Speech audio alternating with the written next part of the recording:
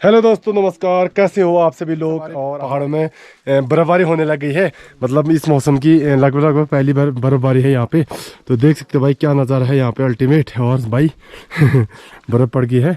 और कैसी दिखती है भाई बर्फ़, मैं आपको दिखाना चाहता हूँ। ये मैं सुबह ये हरी पत्ती लाया था, तो ये देखिए गाइस, ये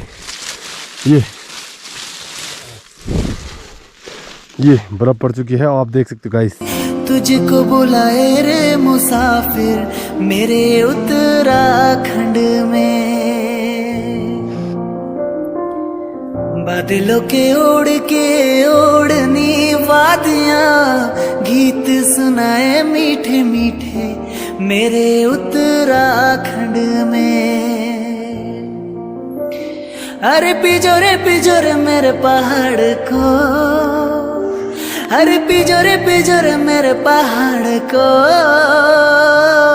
ठंडो पानी ठंडो पानी ठंडो पानी ठंडो पानी।